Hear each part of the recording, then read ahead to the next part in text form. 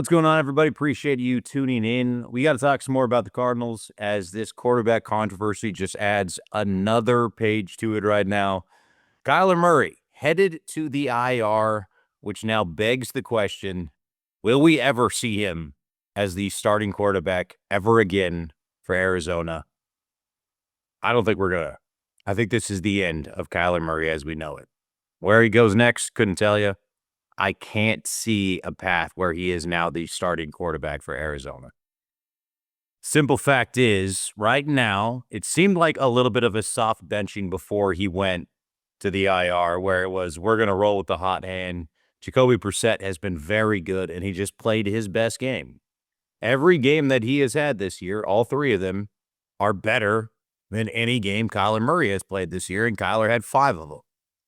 The offense looks better. The pieces around them look more comfortable.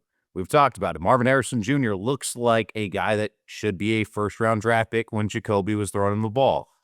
He looks lost and confused when Murray's out there. It feels like everyone's not sure if he's going to run, if he's going to pass, what's going on, and it's hard to build a team around that type of quarterback that's too gimmicky and not enough substance. So here's where we are. Murray heads to the IR, which means he's going to miss at least the next 4 games. That means he's out for at Seattle, against San Francisco, against Jacksonville, against Tampa. Those are 4 very good teams. Seattle might very well be the best team in the NFL right now. They are looking great. So that's a tough game. Then you get San Francisco, who finally is kind of getting healthy. It looks like Purdy's coming back, and they're starting to get some of their pieces around them. That's not going to be easy. Jacksonville, at least that one's at home. Jacksonville is definitely one of those teams that plays way better at home than they do on the road. But at Tampa's not going to be easy, which means after those 4 games, you're going to have only 5 games left on the year. What do you do if Kyler Murray is ready to go at that point? So it depends a little bit on what happens in the next 4 games. And the fact is, if Brissett continues to play well, you're talking 7 games then where he's played well. And maybe at that point, if they go 2-2, 3-1, then maybe there's still hope for playoff. You're not going to sub him out and then go back to Murray if you think this guy's got the hot hand who can possibly lead you to the playoffs. Just not going to do it. You're going to ride with Brissett the rest of the way and see if he can get you there. Okay, so what happens if they go 1-3 or 0-4? Are you going to want to put Kyler Murray out there when you're on the hook for a massive contract with this guy?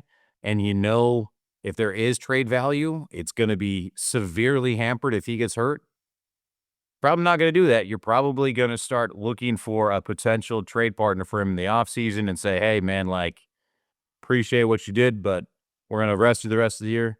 Or you're going to get through the season and then cut him and just take a dead hit. But you're not going to sit there with that guy and send him back out there when he could potentially get hurt, because that's where he's out right now because of that. And all of a sudden, the value of what he has in the open market is completely tanked.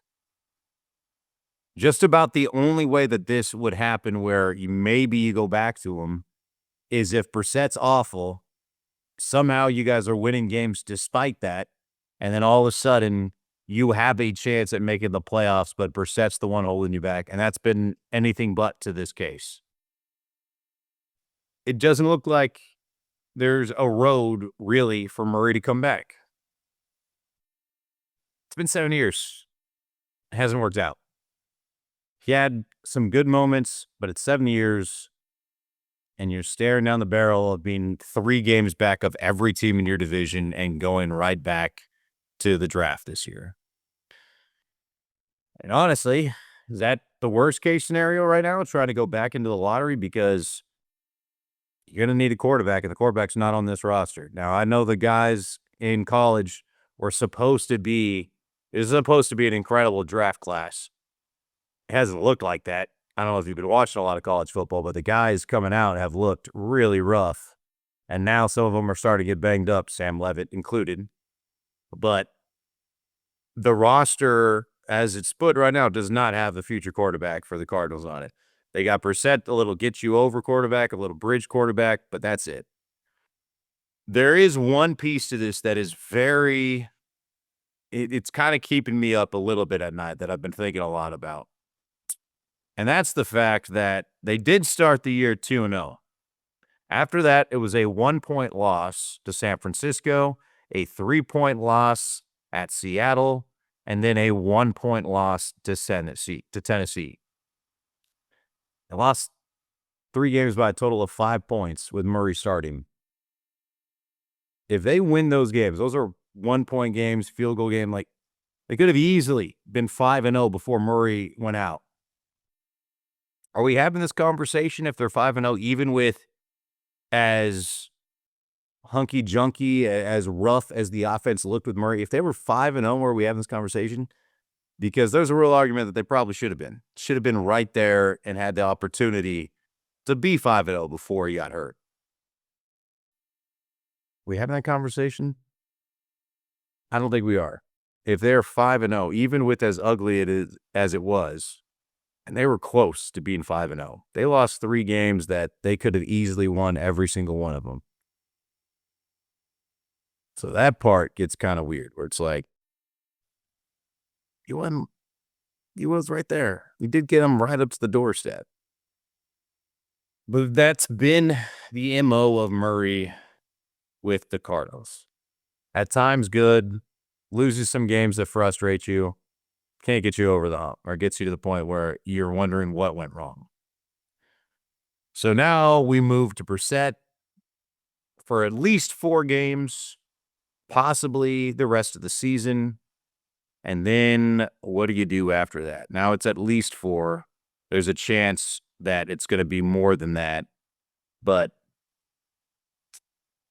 it feels like now this season is cooked.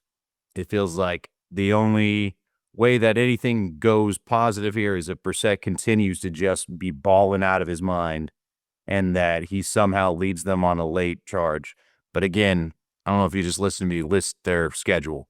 It is not easy down the stretch. They have some really tough games starting on this next really 5 games, because right after that Tampa, they play the Rams, who were pretty solid as well.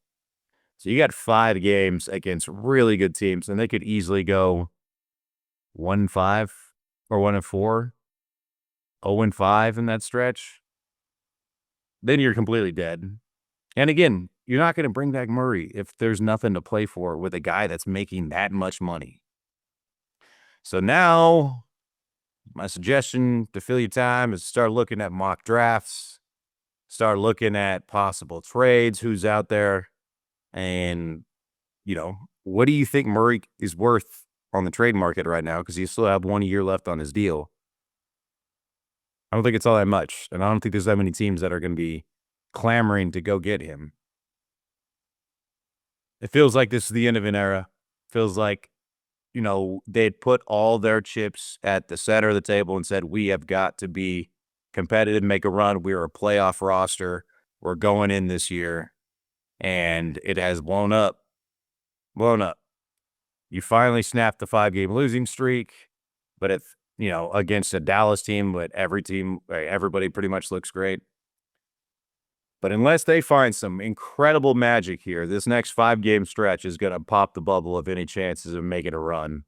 And then it's who's coming up. Then it's a rebuild, full rebuild at that point. What can you get from Murray? Not a ton, probably. And then who's the next quarterback? Who's coming out that has anybody excited right now? Got to start taking some swings, because this is it for the Cardinals as we know it, for this era of the Cardinals. This was the end, and no, wasn't exactly as rewarding, as fruitful as fans would have hoped. This run of the Cardinals is officially dead.